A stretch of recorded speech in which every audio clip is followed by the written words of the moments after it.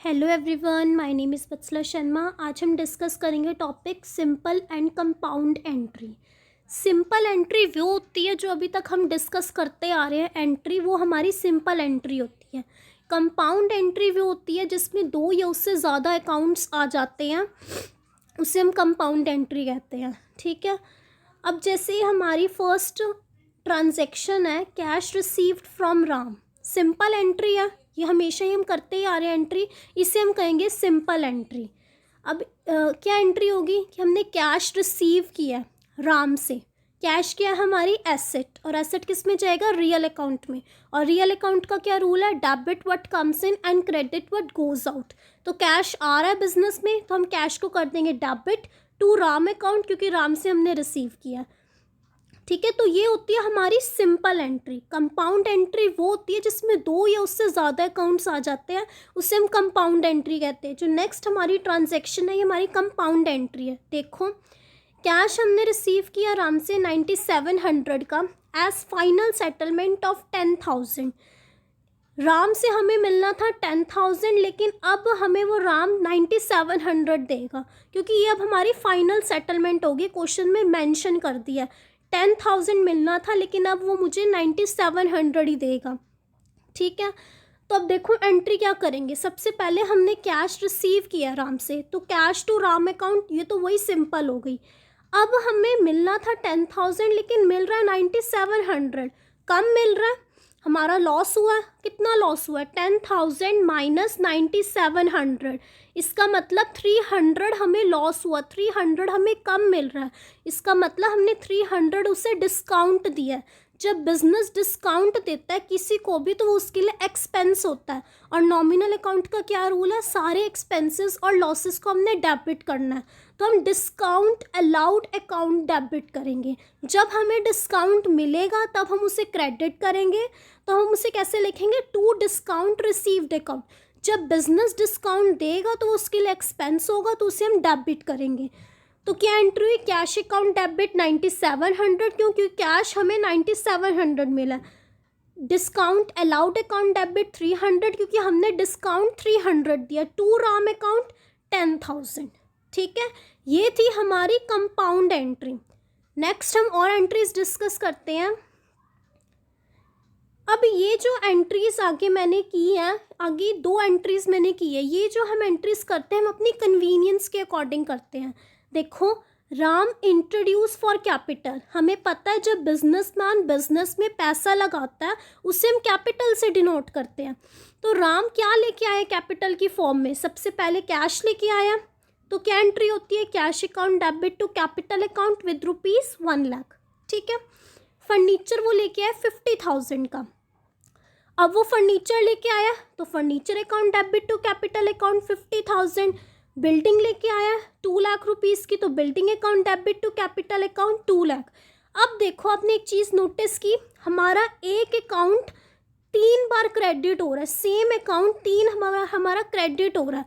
तब हम क्या करेंगे, अपनी कन्वीनियंस के according cash account debit, furniture account debit, building account debit to capital account, मतलब इन 3 एंट्री को कन्वर्ट कर दिया एक एंट्री में। क्यों किया, क्योंकि हम देख रहे हैं हमारा एक ही अकाउंट, सेम अकाउंट 3 बार क्रेडिट हो रहा है, तो हमने 3 बार क्रेडिट करने की बजाय इकट्ठा एक ही बार क्रेडिट कर दिया। और अमाउंट वही रहेगी 1 लाख रुपीज़, 50,000 एंड 2 लाख, इधर टोटल करके लिख दिया। ठीक है, ये हम अपनी कन्वीनियंस के अकॉर्डिंग करते हैं। जो अभी हमने डिस्काउंट अलाउड की एंट्री की वो हमने अपनी कन्वीनियंस के अकॉर्डिंग नहीं किया, वो क्वेश्चन की डिमांड थी इसलिए हमने वैसा किया। ठीक है, अब ऐसा ही एक और करते एंट्री हम, जैसे इसमें है रेंट पेड 10,000, तो क्या एंट्री करेंगे, rent account debit to cash account. Salary paid 5,000, वही entry salary account debit to cash account. ये सब मैं चीज़ें आपको पहले करवा चुकी हूँ, है ना। कमीशन पेड 15,000, तो क्या एंट्री करेंगे, commission account debit to cash account 15,000। अब देखो, कैश अकाउंट 3 बार हमारा क्रेडिट हो रहा है, तो हम इसको 3 बार लिखने की बजाय एक ही में कन्वर्ट कर देंगे, एक एंट्री कर देंगे। कैसे करेंगे, rent account debit, salary account debit and commission account debit. Amount वही सेम रहेगी 10,000, 5,000 और 15,000 टोटल करके लिख देंगे टू कैश अकाउंट। सिंपल ही थी। नेक्स्ट एंट्री है हमारी, goods sold to Ram 50,000 out of which he paid 20,000 in cash. हमने गुड्स सोल्ड करे राम को, क्रेडिट सेल हुई है, ठीक है, 50,000 की, उसमें से 20,000 कैश पे कर चुका है वो, तो 30,000 अभी भी क्रेडिट में है, कैश वो 20,000 पे कर चुका है, कैश आया हमारे बिजनेस में इतना, तो कैश डेबिट कर दिया, राम को भी डेबिट किया। क्यों? क्योंकि आने वाले टाइम में राम बिजनेस को पैसे ला के देगा, ठीक है, डेटर हो गया, एसेट हो गई, तो 30,000 हमने डेबिट कर दिया। To sales account, sale total हुई कितने की है? 50,000 की। ओके, सिंपल थी एंट्री। नेक्स्ट है हमारी लास्ट एंट्री है, इम्पॉर्टेंट है काफ़ी एंट्री, देखो, purchase goods from Ram 50,000 at 10% trade discount. Trade discount हमें मिला गुड्स खरीदते वक्त। इम्पॉर्टेंट पॉइंट ये है कि हम ट्रेड डिस्काउंट को कभी भी बुक्स ऑफ अकाउंट्स में नहीं दिखाते हैं, इसको हमेशा लेस करके दिखाते हैं, लेकिन इसे कभी शो नहीं करते अपने बुक्स ऑफ अकाउंट्स में। नेक्स्ट है and 5% cash discount and paid him cash. Cash discount हमें तब मिलता है जब हम पेमेंट कैश में करते हैं, ठीक है।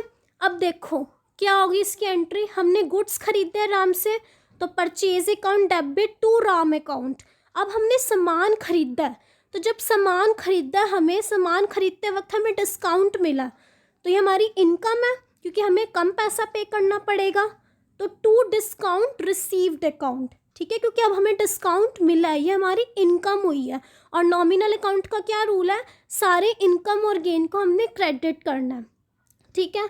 अब देखो अमाउंट हमने कैसे कैलकुलेट करनी है, 50,000 की हमने गुड्स खरीदी है, लेकिन हमें 10% का ट्रेड डिस्काउंट मिल गया, तो 50,000 का जब हम 10% करेंगे तो हमारा आंसर आएगा 5,000। तो 50,000 में 5,000 लेस करेंगे क्योंकि इतना हमारा ट्रेड डिस्काउंट मिला, और हम ट्रेड डिस्काउंट को कभी शो नहीं करते अपने बुक्स ऑफ अकाउंट्स में, तो हम बोलेंगे कि हमने 45,000 की गुड्स खरीदे हैं राम से। अब 45,000 पे हमें 5% कैश डिस्काउंट भी मिला, तो 45,000 का जब हम 5% करेंगे तो हमारा आंसर आएगा 2250, ठीक है। इतना हमें डिस्काउंट मिला है, जब हमने सामान खरीदा राम से तो उसने हमें इतना कैश डिस्काउंट दिया, तो ये हमारी इनकम हो गई, इसलिए हमने इसे क्रेडिट किया, टू डिस्काउंट रिसीव्ड अकाउंट। तो कैश में पेमेंट हमने कितनी किया, 45,000 में से 2250 जब लेस करेंगे तो 42750 आंसर आएगा, इतनी अमाउंट हमने कैश में पेमेंट की है, ठीक है।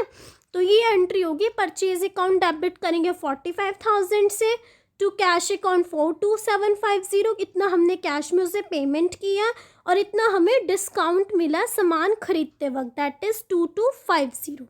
ओके, बस आज मैंने आपको इतना ही कराना था। I hope you will like this lecture. अगर आपको मेरा लेक्चर अच्छा लगा तो प्लीज़ मेरे इस चैनल को सब्सक्राइब कीजिए, लाइक कीजिए और शेयर कीजिए फ्रेंड्स के साथ।